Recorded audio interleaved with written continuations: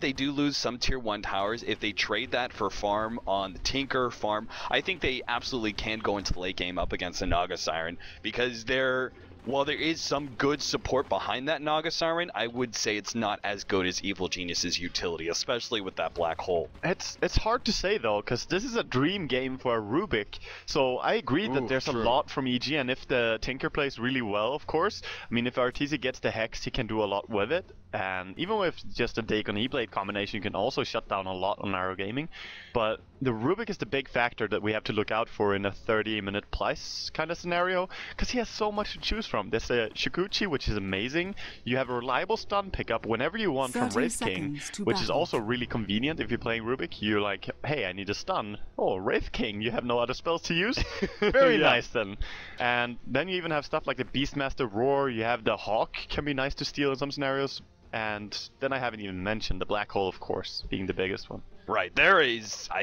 I didn't even think about it. I was just like, oh, Black Hole. But then I'm like, Shikuchi, like one of the absolute best abilities you could steal. Yeah. Like when it's not like any non-big like Tidehunter ultimate or something like that. I would rate Shikuchi as the best for Rubik just because it gives you so much survivability. It gives you the initiation. So you're right. This Rubik it is a dream game for him. So he actually does give a much larger game impact than you would normally look at a support Rubik. So this, you're right.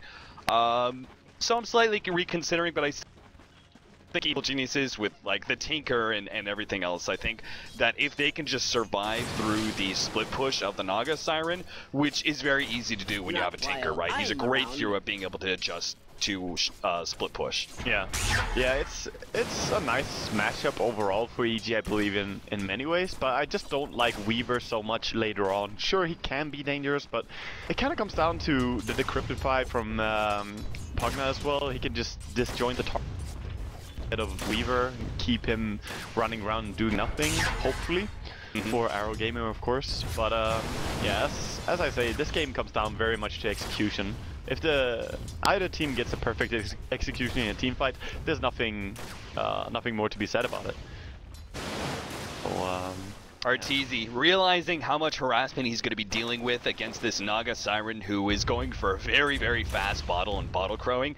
A lot of Riptide is going to be harassing him, so he already brought himself out an extra set of Tankos. Knowing that he couldn't just rely on the shared Tankos, he gets a set of his own. That's obviously going to delay him a little bit, but it goes to show how much priority he's putting into staying at very high health, because he does have two supports that are really good rotating heroes. Each one of them, individually by themselves, are good setups for that Naga Siren to get nice and close. So in general, I think he has a lot to worry about when it comes to rotations. Nice pull here though by Arrow, actually pulling over to the big camp, and if both supports commit a little bit, they can actually kill this.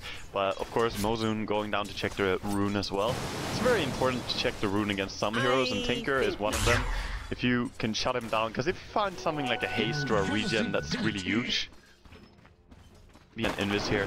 Another thing that we didn't really mention is that this Rubik is doing what's very standard, and we've seen it tons from Kuroki, for example. One of the biggest names when you think about Rubik is the boots first. Always the boots first on Rubik. It's so convenient that you can run in faster, get the telekinesis lift off, even in the early ganks. And might try something here on bottom lane, but there's a sentry. Yeah, he started rotating into the mid lane at one point in time. Maybe was going to try and go for the Tinker, I thought. Didn't commit to that, goes back to the bottom lane.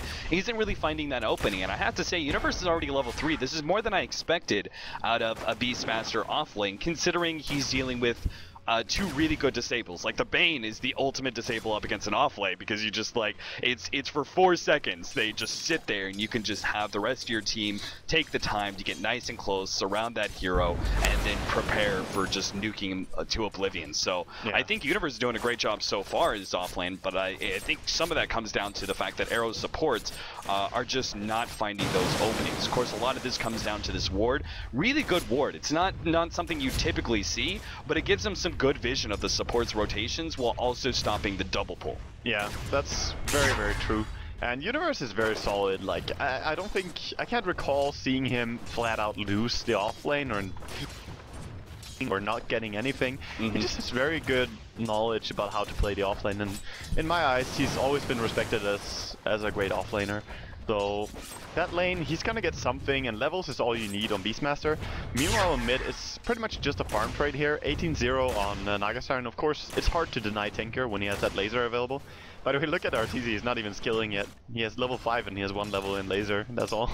Yeah, he's got his bottle coming in, so if this gank is successful, he won't be losing much gold, but it'll obviously still put him back quite heavily. The smoke rotation in, and they will be able to catch out Arteezy. This is perfect. Should not the escape here for Arteezy. Simple right clicks, and well, he's getting away actually a little bit with the bottle. Finally, the sleep does go off from Johnny, and now just waiting for the Riptide, and that is going to be your first blood. DDZ very happy with his supports, getting that extra bit of gold. It was already good farm fest for a Naga Siren, but getting a first blood like that is a great start, considering the fact they should also being able to claim really early tier 1 towers off of this one position Pugna.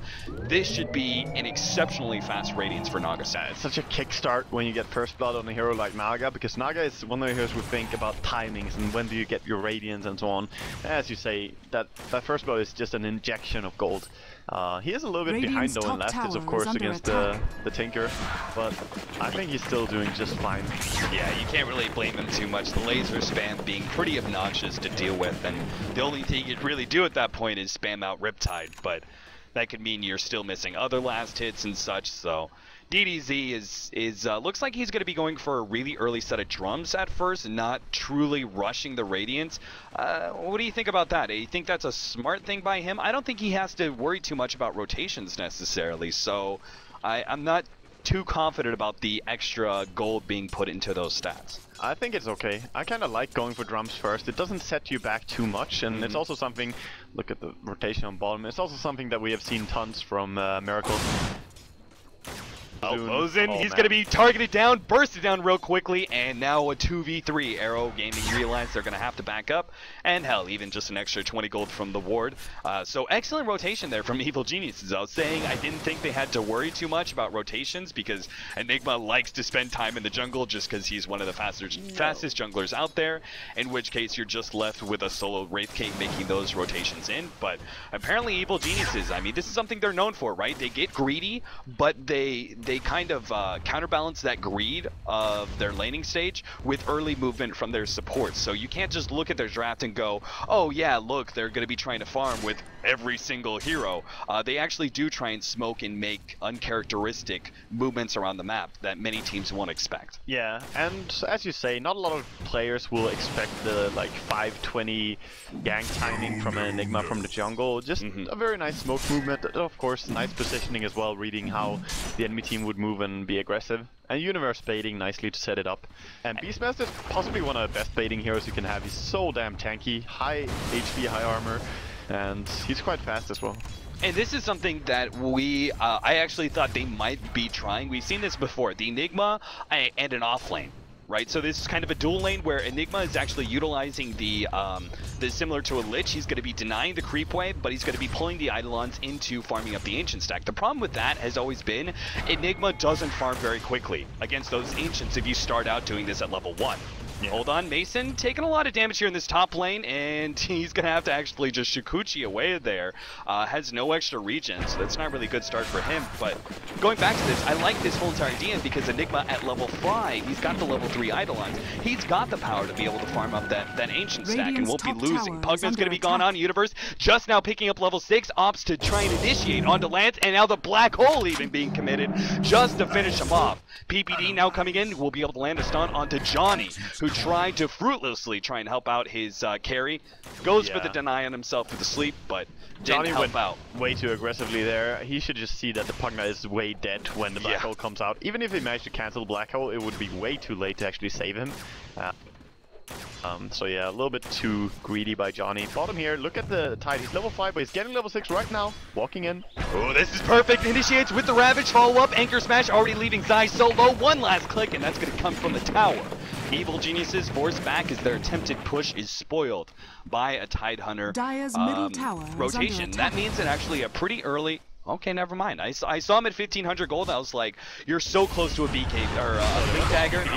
Yeah, I don't know what that was. PPD just running straight into the enemy team there. Yeah, that was again, a little bit weird. Surprising to see that they actually just walk straight up there. Mason? The top lane now, Mozoon. Oh god, Mason gets the time lapse at the last second. Now Shikuchi to finish the deal. That was a little too close for comfort there. That was very close. Alright guys, well if you're just now joining us, I know the mainstream has just rotated to us. We have Arrow Gaming versus Evil Geniuses. It's been a pretty action-packed early laning phase. Arrow Gaming are currently going for a sort of Pugna push strat into a Naga Siren Radiance for the mid game. So they're going to be opting to try and take some early towers, while Evil Geniuses went for typical greed in the laning phase, but they're actually doing really good job rotating around the map and not limiting themselves with this greed. They have the Tinker, they have the Weaver, they've got a lot of great heroes for the late game. I personally give them the late game advantage, but there's certainly a lot of possibilities, especially with that Rubik we talked about. Yeah, so. It comes down to just execution, I think. You can't straight up say that one team will win late game just because of heroes. I think Arrow have a nice chance with this Naga Siren if she gets really fat, and she did get the first blood as well, so she could fly into this Radiance quite fast. She does have her drums and 1200 gold, so it kind of comes down to just execution in team fights, and I think the Rubik is having a very nice game here. Just so many big spells to choose between, and the Shikuchi to get away. Yeah, look at this. Another rotation, another smoke rotation. Evil Genius is going to be out of smoke by 10 minutes at this point in time. Universe running right into Lance, initiates with the ultimate. Now Zai actually going to clear through the trees just to be able to try and get this Malphite off, but he didn't get it. Now it's going to stop Lance, but he already lapsed up a good amount. He's still going to fall as PPD adds in yet another stun, and once again, Arrow kind of overwhelmed by the Evil Geniuses rotations. They're willing to commit 3 or 4 heroes to move around the map just to be able to claim those kind of kills and force Arrow into a defensive position, not letting Arrow control the tempo of this game. Bottom tower is under attack. And this is also something we didn't really mention since newcomers came to this stream, but they have the Beastmaster Tinker combination, which means throughout this game we're gonna see a lot of teleports onto the bird from Beastmaster. Oh, double TP down here. Ooh, Johnny, who was so close to getting that sleep. Do have the Tidehunter, he has a Ravage. If they could just get close enough, Johnny should be able to land the sleep. Gets close enough for the Ravage. Actually, great exchange there as PPD actually takes the Nightmare and dodges the Ravage in the process. Zhang Zai trying to get close enough for Zai, won't be able to claim it. Now here comes the Tinker, and Zhang Zai is in some serious trouble. PPD does have another stun with the nukes from Arteezy. Now they're not going to go for the kill, not just yet. Backing themselves up, they got away from the Ravage without losing anybody. That is perfect. They even managed to claim that tier 1 tower, and it wasn't even denied. So, all in all, successful play there for EG. Quite successful, but in the meantime, we also see Naga Siren just farming as much as she wants. Nothing is really stopping her at this point. And to be fair, it is very hard to stop the Naga Siren from farming. But, you know, she has 2,000 gold, and yeah, with drums, it is getting a little bit risky to not stop her at all. The Rubik was also not there. They're putting a lot of priority. You don't normally see a Rubik being prioritized like this. There are many other supports, Skyrap Mage, Wraith King, who would be given the kind of solo experience that Mosin is right now. But we talked about this before. There's so many good ultimates for him to steal. It is going to be a priority for them to get to level 6 as soon as possible, especially if he can get that Shikuchi right off the bat. And he got it. Got it immediately. So level 4 Shikuchi, he does have a little bit of mana problems until he gets his mana boost though, and the top lane now is the point of tension for EG. Enigma Eidolon's doing a lot of work so far, and Arrow without a Ravage, I don't think they can truly go for this fight unless they're going to pull the Naga Siren away from that farm, and that's just not a possibility. I mean, you're sitting at 2,500 gold, you're so close to getting that relic, it's pointless for you to try and bring the Naga Siren in, so I think they're going to be losing a lot of towers, and I didn't really expect this, right? We talked about the Pugna pushing possibilities. We thought Arrow Gaming would be the one really taking early towers, but the rotations from Evil Geniuses have certainly given EG enough of an advantage that they are constantly being the aggressors now. Yeah, we didn't really mention it, but I mean, that's why a lot of teams respect Enigma so much, because he can just non-stop go and push a tower. Like, you take the towers really easily with your 8 lawns early on in the game. You have an early mech finished up as well. And bottom tower was just kind of brute forced down, and same for a top tower, which was already brought down low. But that's Enigma's big power, really. Of course, later on, team fights, this black hole is important, but the push power is probably the biggest part. do see a good game plan here for Arrow Gaming, right? So they're going to be farming up the Ancients with Tidehunter right now. They've stacked that up a little bit so he can get that fast Blink Dagger, despite the fact he slowed it down slightly with Arcanes. He's still going to have that. The mech is going to be up soon for Lance, so they have some really good team fight potential at that point in time. They could just four-man while the Naga Siren goes and deals with the split push possibilities from the Weaver as well as the Tinker in the other two lanes. So they can actually start evening out this tower lead. But at the same time, I think Evil Geniuses have enough to contest. Yeah. I mean, it's, as you say, they have a nice plan in that regard, but there's a downside to it. As soon as EG get the Dagon finished up on Tinker as well, he should really rush Dagon now after his blink. As soon as he has that, they can just gang non-stop with this bird. They will have the bird, Beastmaster, and Wraith King, something like that. Just smoke around or move around. They should probably add up a gem pretty early on as well. Going for Roshan now. And when they just TP him with Tinker, the burst damage is insane. It's very, very dangerous to play against. That's true, and with the Blink Dagger just now being picked up by the Beastmaster, they kind of ensure they can burst down that one hero no matter where it's at. Zai is also going to be able to give them Roshan here in a second as he did grab an early medallion. Like, Meg and medallion for Zai this early on is really fast considering the fact he was rotating around the map so much. He didn't even spend a ton of time farming. PPD held up by the telekinesis. Johnny not really in range to get the follow-up to Sables. Arteezy's doing a great job just spamming and making sure Arrow can't really go for the fight just yet, but with the ward being laid out, it's too dangerous. Now Arrow Gaming gonna fully commit to trying to take this fight. Roshan's getting low, sitting at about 500 health. PPD is going to fall. There goes that reincarnation. Excellent job there from Evil Geniuses as they force Arrow back, and now that they've got Roshan, they can go ahead and fight this. Arrow looks like they're gonna pop the Naga Siren Sleep in order to get everybody out. That was a pretty disastrous fight overall. Oh, the rearm. He's gonna go for his Rubik. Can he catch him? They just need the vision. Mason's trying to give it to him with the Shikuchi, almost in range. Sudasmosin is revealed. Arteezy gets off the rocket. Now another hit. Shikuchi away. Well played by Mosin as he barely gets out the rocket, not doing quite enough damage there. Yeah. And I mean, that was a Siren Sleep. They were in a really bad position, but at the same time, Evil Geniuses read that so well. They stalled Arrow Gaming with the Tinker and then with PPD man-moding. Trying to go on this Tinker, this Tide as well, and Tinker coming in, the burst damage is gonna be there, Blink.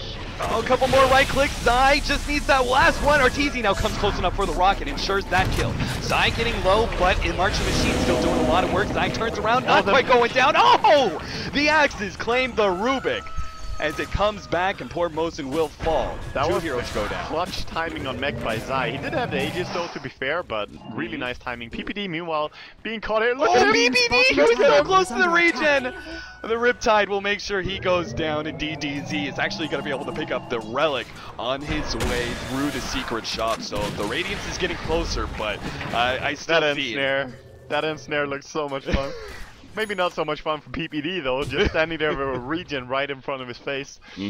Yeah, that was so unfair. But yeah, I mean, even if we do have the Radiance, DDZ, like, Naga Siren becomes the fastest farming carry in the game, I would say, once you have that Radiance, right? But yeah, even at that point, look at the ground he has to recover. There's over a 10,000 gold lead already for Evil Geniuses. Even if he does spend a good amount of time farming with the Radiance, and they even try and take a couple of towers, I still don't see them actually regaining the gold lead. Yeah, it's very hard right now, because Tide is, sure, he farmed up the Ancients, but he's really underfarmed. 17 minutes in, Blink Dagger Mana Boots is not impressive on the Tide.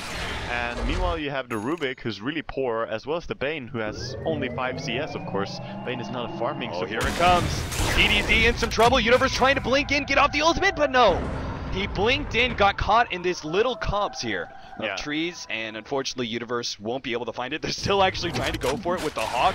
But, still a defensive song though. Ooh, maybe they can actually do this. They can bait it out with the smoke, possibly. They're going to go for the fight in the middle lane. Ravage goes off, catches down 2. They're going to go for PPD first. He doesn't have the reincarnation. Meanwhile, Beastmaster locking down that Rubik, able to kill him. Zai held out by Johnny, but they don't even have enough burst damage, so the rest of the team was forced back. Arteezy as well as the Beastmaster coming in from the side forced Arrow back, and they couldn't even go for the simple kill on Zai, who had a full Fiend's Grip on him. Yeah. Well, it didn't look so simple when you saw the execution of it, and DG, the fact that they had Aegis on one and the other one was Wraith King, sure he didn't have reincarnation yet, but it's not an easy hero to burst down that fast. He's rather tanky. Radiant structures are Arteezy fortified. spamming out the March of the Machines, Radiant's making sure middle that tower really is under Arrow attack. can't go past this line, and that allows Enigma to have the room to just, again, Radiant's brute middle force tower down these has towers, fallen. and that means he's going to have a BKB really soon. Look at that, already having an Ogre Club after every other bit of farm that he already has, and at that point, there is nothing to stop him except Ensnare and Rubik's stealing Black Hole himself. Oh, Fiend Script as well. Oh, Fiend Script, of course. There I are forgot some about that things, one. but it's still worth going for this, just because there are so many other things that can stop him. The Ravage and the Song, even the Telekinesis or Sleep. There are a lot of things that you can stop with your BKB, and you force the enemy to direct their hate towards you. And you're an Enigma. If they focus you, your Weaver and your Tinker will be very happy with what you're providing. So it's a little bit of you know, just directing the enemy's hate. Because if Arteezy gets some space to throw out all the nukes that he will have with this Dagon build, he's gonna kill the enemy quite fast. Right, I mean, if he actually BKBs and doesn't get hit by the Ravage or whatever, and the Fiend's Grip is used on him, he's still not going to go down from that. Like, his Black Hole will be intercepted, but there's so much magic damage on the side of Arrow that they won't actually be able to kill him during that Fiend's Grip time, most likely. And so I think BKB is a great choice, and at this point in time, Evil Geniuses, I kind of see them as being unstoppable, right? I mean, you even have Universe. He actually grabbed himself an early gem just to be able to maintain as much map control as possible. This makes this map so scary for Arrow because they don't even know where the Hawk is going. Yeah, I mean, right now look at DZC on top lane. If there was a Hawk right there, he could have died, and meanwhile actually Mosun goes down on bottom lane to this gank by Beastmaster and Tinker. Of course, it was the Tinker Dagon that is going to be the first kill, I believe. We've missed all day long. Of course, Arteezy. This is that type of game though. The ganks are just everywhere. Yeah, but as I said, they have to be very disciplined now in Arrow not to give these kills away, and it's super, like, it's easy to say, but it's so hard to execute. You pretty much have to 4-man with everyone apart from Naga Siren, and then just let Naga Siren farm out the other lanes. But then you're still gonna be out-pushed on the other lanes by EG, because they have this Tinker pressure.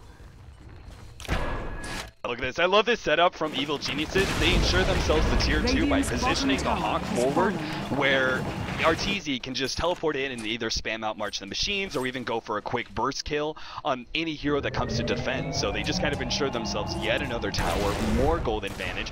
And at this rate, I mean, considering their dire side, and they've taken almost every single tier 2 away from Arrow, they've got so much map control. Roshan is a breeze for them. So whenever that comes up, that's going to be just a little bit of extra gold, experience, and even the Aegis for them. So even when Arrow do find a pick-off, if they catch out the Tinker, you know, for that one time, there's still going to be the Aegis and the possibility that Tinker just blinks himself away before they can do additional damage. Yeah, Universe is just playing out of his mind right now with these summons, sending them everywhere so that he makes sure that Arteezy can travel wherever he wants, even straight out here to a triple camp in Radiant Jungle, so he can immediately farm this, which is one of the best camps to farm in the entire map for a Tinker. You teleport there and clear 3 camps with just 2 marches. So it's just, you know, this is just propelling Arteezy's farm even harder. The fact that Universe is playing the way he is. And now it seems that Arrow want to go for something aggressive here on top lane. They don't have Naga with them at all, so yeah, I'm not too sure about this. They've been spending a lot of time looking for this gank onto the Weaver, and I think they wanted to be able to find a pick-off and turn this into a tier 1 tower, but it's so late in the game. 22 minutes in for them to go for their first real Pugna push, it's too late. Right? Evil Geniuses can contest them. They were able to contest them at 10 minutes. At 25 minutes, it's an easy thing for them. Yeah, and it's still the same thing though. They have to go as 4 and then have Naga Siren somewhere else. If they're gonna group up now, that means that Naga Siren will stop farming pretty much, and they can't do that, not this early. And at least she has her boots of travel, so she can be somewhere else on the map and TP in if there is a fight. Dire's middle tower is under attack. And I think that's really important, because else his team would just die. They can't fight against EG, the gold difference is too big. So no matter how you execute it, when you're this far behind, like we're talking 20,000 gold at this stage. Radiant's bottom tower is under attack. I don't think Arrow can fight at all. They just have to try and play this. Gotta go for something on Weaver here, though. Tidehunter jump forward there. I mean, I think they need to be using their big ultimates here just to find that one pickoff. Otherwise, they're just going to get split pushed to death. As you can see, the bottom lane Universe is constantly keeping that pushed, as well as the Tinker is joining him every once in a while. And Arteezy, he's actually farming up a stack right now. That is going to be a Dagon 5 already, soon to be Ethereal Blade at this rate. And meanwhile, Arrow Gaming are still grouped up as 4. They're not finding pickoffs. They're not getting farm because they're 4-manning. If DDZ is the only one farming, right, I don't really give that much credit. I know Hani has actually been like, he's told me, you know, Naga Siren carrying the late game. Personally, I don't really feel that. I don't see the possibility here of DDZ by himself as a Naga Siren being able to stop everything that Evil Geniuses has. I think it doesn't really matter if your carry is like very good for carrying in late game. If you're 20,000 gold behind, I don't really care so much about the carry. I care about your team composition has some edge. And I'm looking to Arrow. They don't have an edge in a team fight against EG. It's pretty even, as we said earlier on. The late game, they don't have a massive edge either, because the Tinker, if he gets this type of farm, he's a very intimidating hero. In fact, he just bursts down one of your heroes immediately. And they don't really have an edge in split pushing because of Tinker and Beastmaster doing so much, and even Weaver just standing on one lane all the time.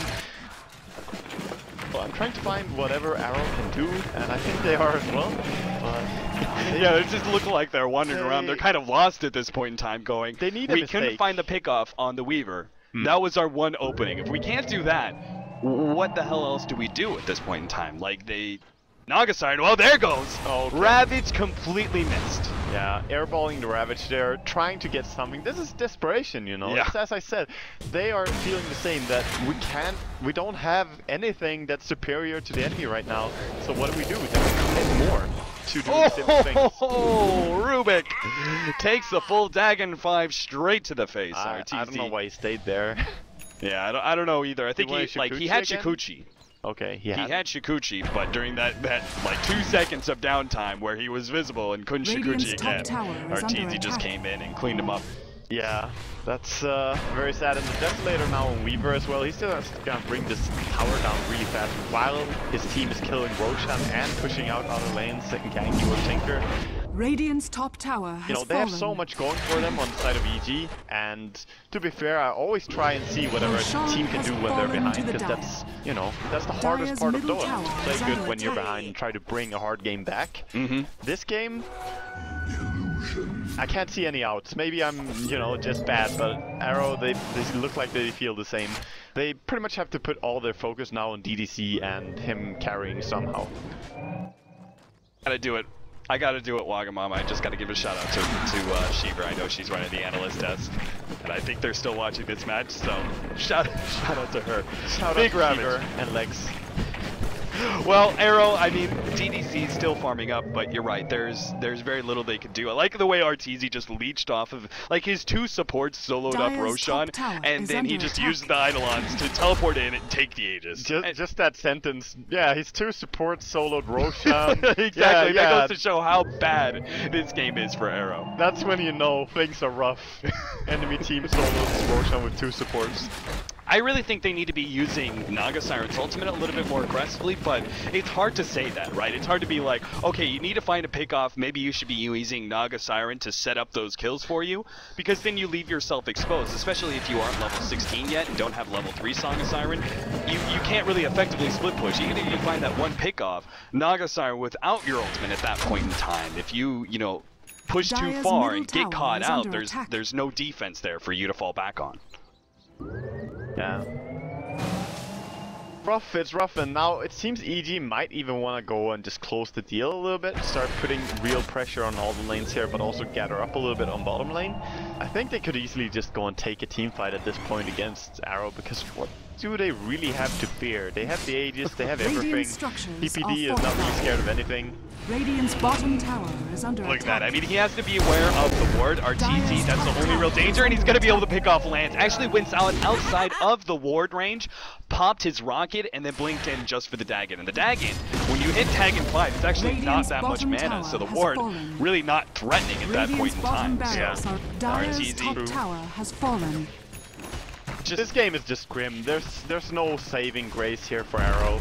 You know, they tried everything they could, but it just comes down to the early play by EG. They had some really good rotations on Enigma coming in already at 5 minutes 30. He was down on bottom lane and committing this gank.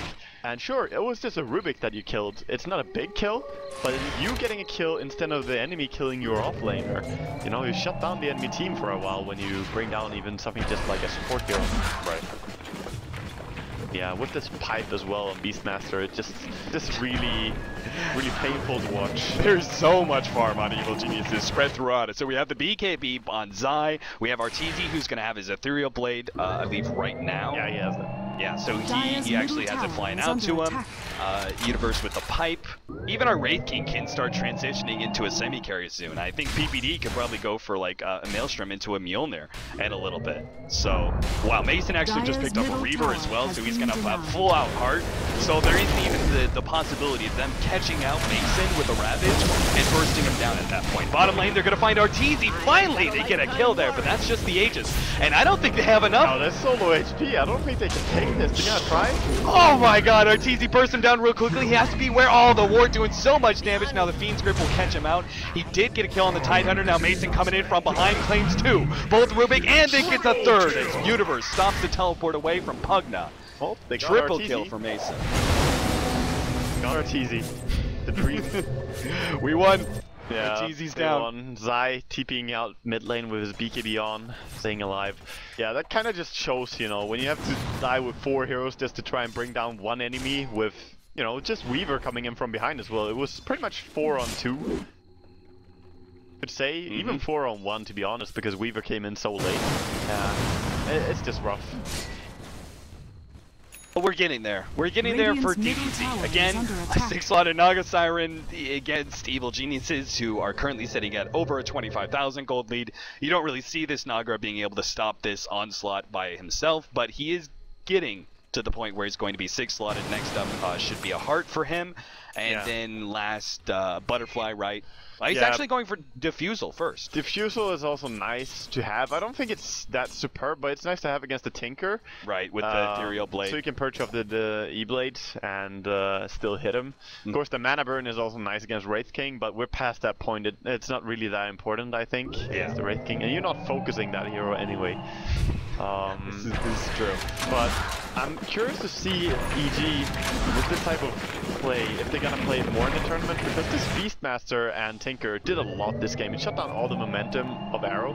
Top lane actually gonna try here on PPD with the Mana Burn. They might be able to kill no. He didn't have enough. If he had level 2 Diffusal Blade, maybe. But now there's actually going to be a response. Johnny comes in, pops the Fiend's Grip, but Zai immediately stops it with the Malefice. And if they overextend themselves, Universe coming in from the side, at any point they could have a Tinker coming in. There it is. DDZ locked down by the ultimate. DDZ will still be able to claim the Wraith King. And no teleport in from the Tinker just yet. Mason's pushing in the mid lane. Looks like Arteezy was actually farming up.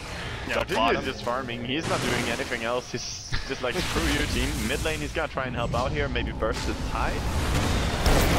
Mason held in place, but with the Heart. Oh, and there goes Tidehunter gone. Arteezy throws that combo. Mason held in by the sleep, but they have no additional hold to stop him.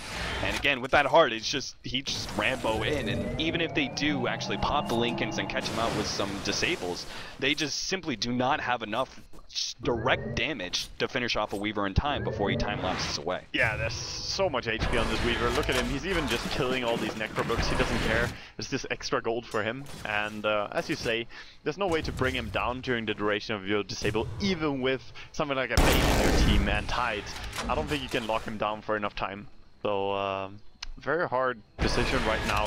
EG with this E-Blade Dagon on Tinker and even Lilac Gold available, I think they can just force high ground any moment they want to. And have Aghanim's BKB on Enigma. Like, that Black Hole is gonna deal tons of damage as well.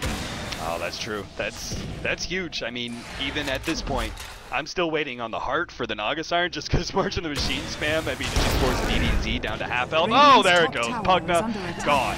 Arteezy pops him real quickly with the E-Blade and Dagon combination. But yeah, even once we have a Heart for the Naga Siren, that's actually going to play against him, dealing with that Midnight Pulse from Zai. So I think you're right. The Evil Geniuses can certainly just force it at this point in time. little Arrow can do. As long as they stay spread, I think, even if they lose a fight at the top lane, they're still going to be able to claim. Oh, like Ravage. Ravage is going to catch out too. They're immediately going to go for Zai, trying to focus him down. Zai being scripted up and will be taken out. Arteezy meanwhile comes in, going to go for DDZ, gets him with the Dagon finally. He's going to be slept up right next to the tier 3 tower. They can try and hold him in. Arteezy actually gets the blink away, and now still being pursued. Gushed up, and he's going to turn around and get the kill on Tidehunter as well. Meanwhile, middle lane, they're pushed in. There goes the double racks. PPD going to be focused down. He's taken out by the Naga Siren, but it doesn't matter. Oh my god, there goes Pugna once again. Arteezy, there's so many squishy heroes for him to take out. DDZ, he knows he needs to be aggressive here. He needs to catch out Arteezy. Gets him slightly there for a second. Oh no, Rubik, he tried to get close enough for the telekinesis. Arteezy says no. Stops him in his place. DDZ's going to get bursted down, and sure enough, a team wipe. Really 2 in a row with some buybacks there. Evil Geniuses easily claiming this fight. Yeah. 33 minutes in. So EG, after their first loss against C9 there, managed to bring back a very convincing win here against Arrow.